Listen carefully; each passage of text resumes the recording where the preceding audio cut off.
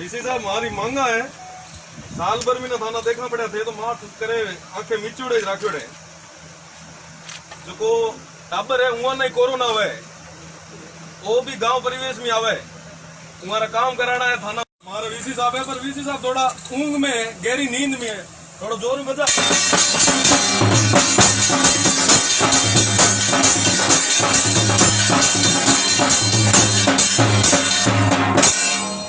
तो टाबर है जो को यूनिवर्सिटी है जोधपुर यूनिवर्सिटी खैर हमें हमारा वीसी साहब है नया जो को ये ना थोड़ा दिन ही जुआ है आया ना तो थाना बताऊं कि हमारा जो को स्टूडेंट है तो ग्रामीण परिवेश में आने वाला है खाया था ना या सूता हुआ हाल तक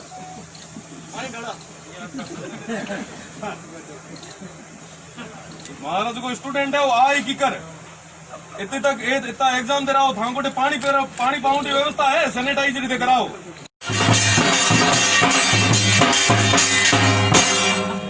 पहले 3-4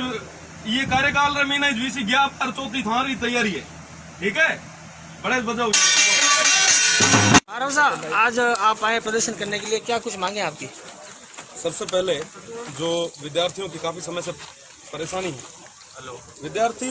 असमंजस्य की स्थिति में क्योंकि यूजीसी गाइडलाइन देती है कि हम जो भी हमारे अभी जो वर्तमान में जिस क्लास में विद्यार्थी हैं उनको अगली क्लास में प्रमोट करेंगे पर हमारे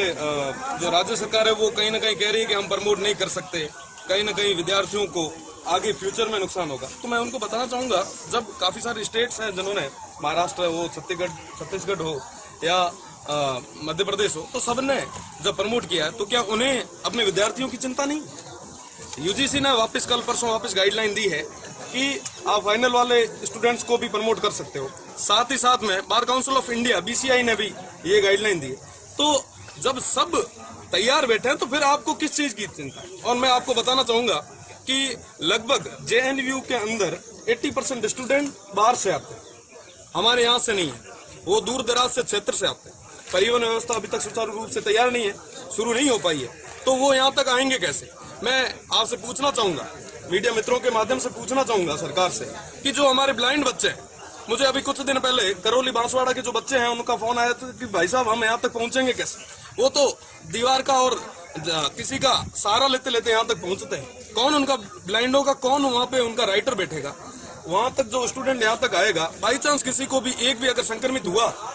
तो उसका जवाबदार कौन होगा बाकी जो संक्रमित बच्चे होंगे उनका जवाबदार कौन होगा आप जिम्मेदारी लेने के लिए भी तैयार नहीं है और साथ ही साथ आप एग्जाम करवाने की भी बात कर रहे हैं जब तक मैं आपके माध्यम से बताना चाहूंगा कि विश्वविद्यालय के पास न सिर्फ जोधपुर यूनिवर्सिटी बल्कि राजस्थान में किसी भी यूनिवर्सिटी के पास इतना संसाधन नहीं है कि वो एक बच्चे को सही से पानी भी पिला सके इतनी भी व्यवस्था नहीं है वो बातें करते हैं कि हम सैनिटाइज करवा देंगे वो करवा देंगे हवाई बातें मत करो धरातल से जुड़ी हुई बात करो आप सरकार हो तो सरकार अपना दायित्व है उनका कर्तव्य है कि वो अपने जो बच्चे हैं उनकी सुरक्षा करे ये आपका कर्तव्य है तो मैं मानता हूं कि उनको अपने कर्तव्य की पालना करनी चाहिए साथ ही साथ में मैं बताना चाहूंगा कि यहाँ पे जैसा कि मैंने पूर्व में बताया कि यहाँ पे जो विद्यार्थी है वो दूर दराज गाँव से आते हैं यहाँ पे किराए पे मकान लेके रहते हैं तो सरकार और विश्वविद्यालय ये मिलके उन विद्यार्थियों के लिए कुछ न कुछ अलग करे सहायता दे किराए की लगभग वो अपने मारवाड़ी में कहते 5 आंगले एक उजेड़े को नहीं है है कि नहीं है। तो 5 अंगुलियां एक जैसी नहीं होती, तो उसी तरह सबकी आर्थिक व्यवस्था, आर्थिक स्थिति एक जैसी हो ये जरूरी नहीं है। तो उनको आप रियायत दो, किराए में रियायत दो, ये हमारी जिम्मेदारी है, नैतिकता के नाते, मानवता के नाते, इंसानियत के नाते। साथ ही साथ में मैं आपको बताना चाहूंगा, SFS सेल्फ फाइनेंस सीट, सब बच्चे उसकी फीस भरते हैं, पर वो जो अमाउंट है, जैसे मैं बताऊं तो मैं BA LLB का स्टूडेंट हूं। BA LLB में 50,000 रुपए फीस एक साल की है। तो वो 50,000 फीस अब इस टाइम जब कंटिन्यूटी फॉर्म वापस स्टार्ट किए हैं तो वो एक साथ ले रहे हैं। और इस 3 महीने के अंदर काफी लोग ऐसे हैं जिनके पास अभी रोजगार नहीं है, वो रोजगार से वंचित हो चुके हैं। तो मैं चाहता हूं कि उनकी फीस किस्तों में ली जाए, एक साथ किसी पर दबाव बना के, किसी पे बाहर डाल के ये नहीं करें। क्योंकि जहां तक मैं बात करूं, ये तो सरकारी विश्वविद्यालय, प्राइवेट विश्वविद्यालय के अंदर भी वो इंस्टॉलमेंट में, किस्तों में रुपए लेते हैं। फिर कहां दिक्कत आ रही है इनको कि आप एक मुश्त ले रहे हो, ऐसी कहां भुखमरी आ रही है, मैं पूछना चाहूंगा उनसे।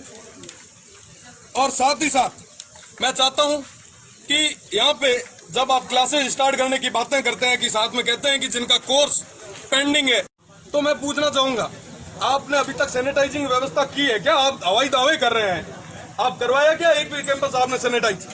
एक भी हॉस्टल आपने सैनिटाइज करवाई क्या? वो बच्चे, वो मैं आपको बताना चाहूंगा, 4 नंबर हॉस्टल है, वो उदय मंदिर के अंदर है, वो कंटेनमेंट जोन के अंदर है, वहां पे आए दिन 50 पॉजिटिव आते हैं। तो वहां पे उनकी सुरक्षा कौन करेगा?